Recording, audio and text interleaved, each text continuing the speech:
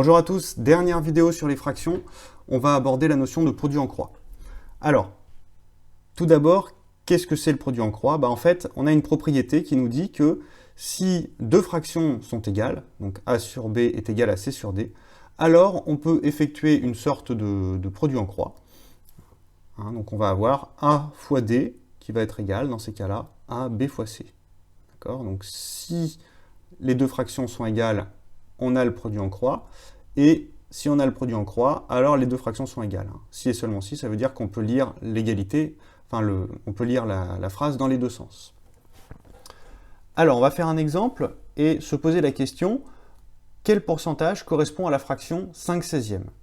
Donc pour ça, on va écrire 5/16e, on va chercher à quelle fraction de 100 ça correspond. Donc 5/16e, c'est égal à x sur 100, et nous, on cherche x. Donc on peut même écrire en haut, on cherche x tel que. On cherche x tel que 5/16e est égal à x sur 100.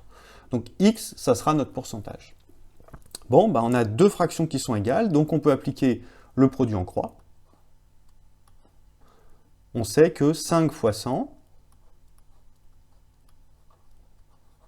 ça va être égal à 16 fois x.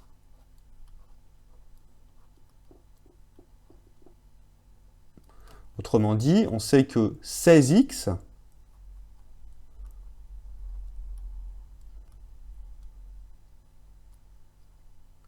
donc 16x va être égal à 500. On a juste inversé l'égalité. Bien, nous on a 16x. On sait que 16x est égal à 500 et on veut x. Qu'est-ce qu'on va faire? On va diviser par 16.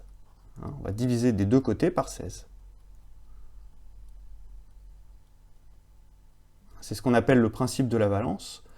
Quand on a une équation, on a le droit d'effectuer la même opération de chaque côté de l'équation.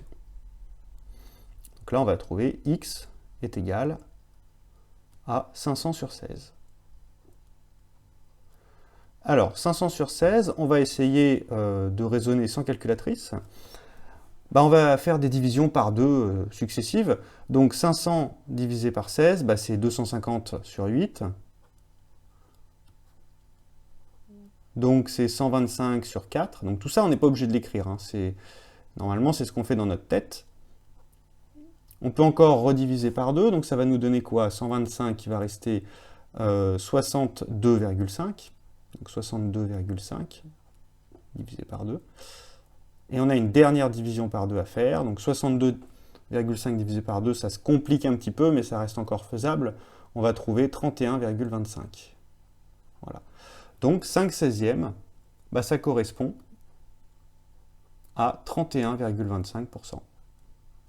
Et donc là, on a utilisé le produit en croix. Voilà, c'est la fin de cette vidéo. Merci de l'avoir visionnée. N'hésite pas à consulter ma chaîne et mon site internet. Tu pourras y trouver plein d'autres ressources. À bientôt!